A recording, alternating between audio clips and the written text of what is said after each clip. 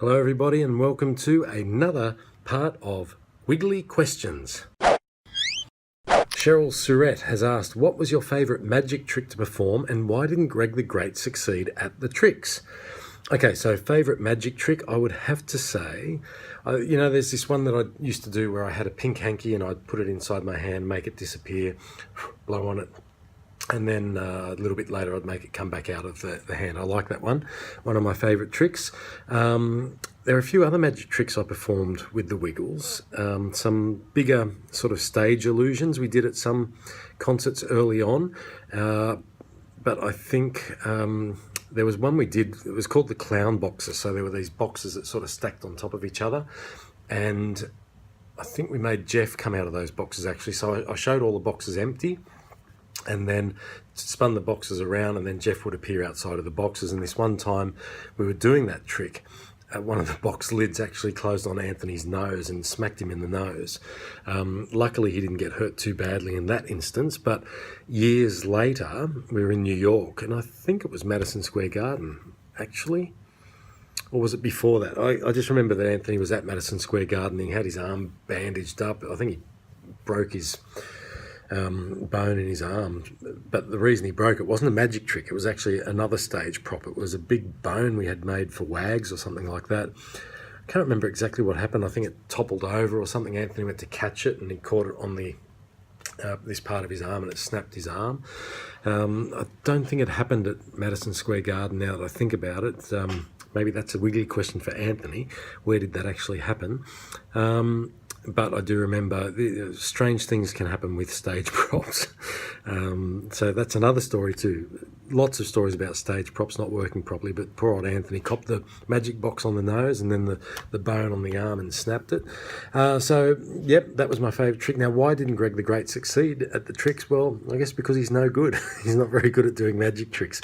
You might love them, but he's not very good at them. And a few funny stories about when we used to go busking in the old days.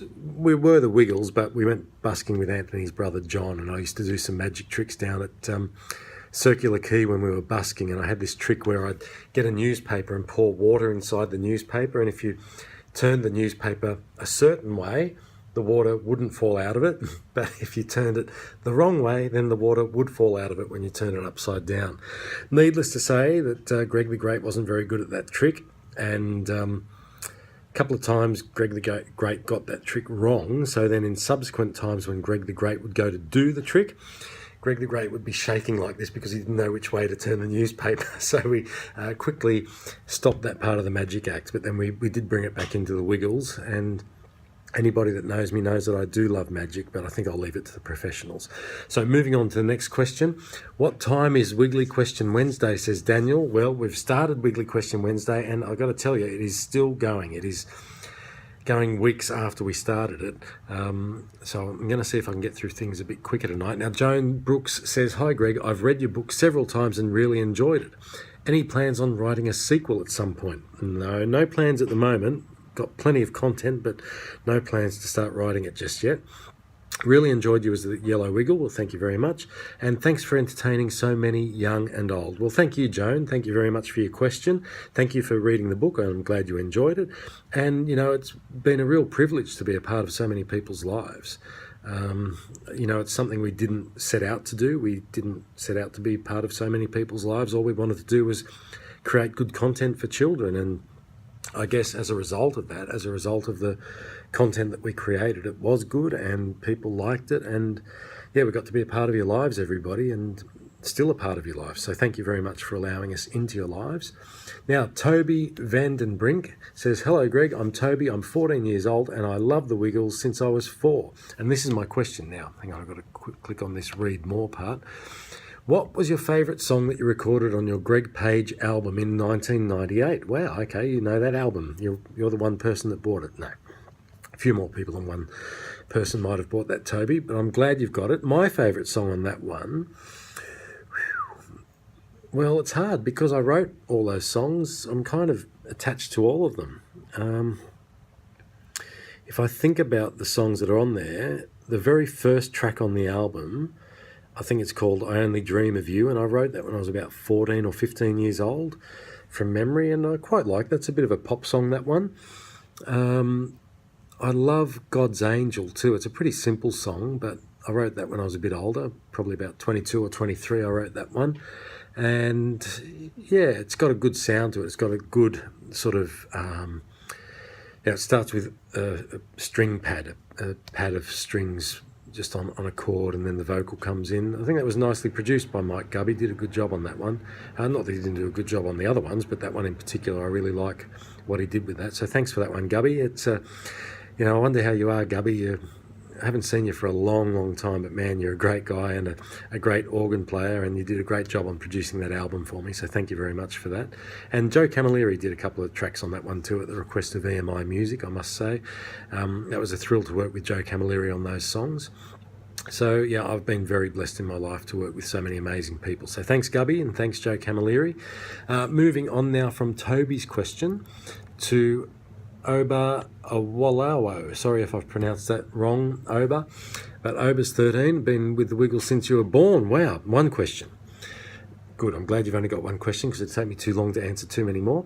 Do you have the 1996 video of It's a Christmas Party on the Good Ship Feathersword? Well, you know what?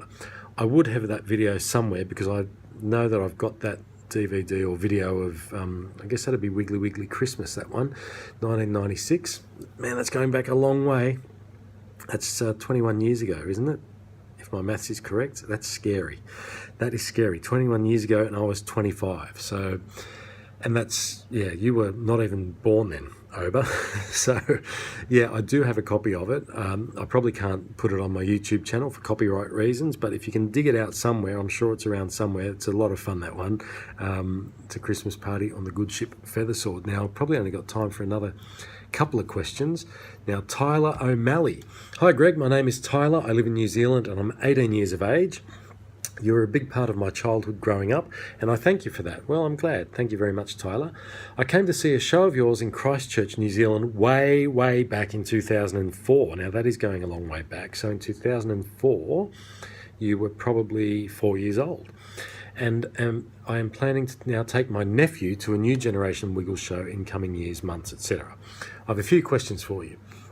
How much do you think personally have live shows changed from when you were a Wiggle? Well, I haven't seen too many of the live shows with the new cast, I must say. I did take Cameron to see one a couple of years ago. He was probably 4 at the time. How have things changed? Well, look, I guess now that there's the singing is shared a lot more amongst the 4 Wiggles, I guess. Anthony probably doesn't sing as much as the other 3. But that's one thing that Anthony always wanted with the Wiggles, was to have all of us do share the singing amongst the 4 Wiggles. But then when we did our first recording, the other guys, had sung and they were listening back to things and they weren't too impressed with the way their voices sound. I'm just kind of saying that bluntly because that's how I remember it. And they felt that I had the best singing voice, so I kind of got the job of singing most of the songs. As time went on, I think Anthony wanted things to get back to more that idea of other people singing, and so we had other people come in and do more stuff with us. We had Professor sing a lot of Songer, and that was played by a number of people. Paul Paddock played Professor, but also Morgan Crowley, and even Sam Moran, who eventually took over from me as the Yellow Wiggle. He also played Professor sing a lot of Songer.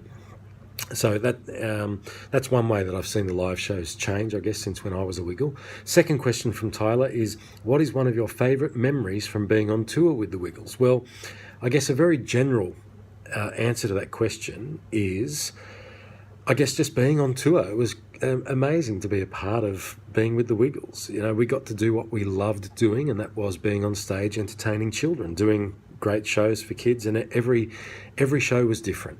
And part of that was because of the chemistry that we had between the 4 of us. We got on really well together, but we just had so much fun. We had a common goal and a common vision, and that was to make sure that what we did was good quality children's entertainment. So yeah, just being on tour was always fun. Sure, there were times that would have been bad or hard, when you were sick or when you were, away from home and missing home, missing your family. That was always hard. But the good times got you through that. very luckily, and there weren't too many of those bad times, so no complaints. Do you think the original group will do reunion shows overseas? I don't know about that one, to be honest. That hasn't been broached as far as I know. The guys just ring me up every now and then, say, hey, we've got a show that we can do wherever it might be, and it's for a good cause. So if I get the call, I consider it, and yeah, if they say about doing overseas shows, well, I'll consider that then, but nothing at this stage is on the cards. So look, I'm probably going to have to leave it at that for tonight, guys. That's Wiggly Questions Part 4. I've got to go meet my friends for dinner tonight here in Singapore.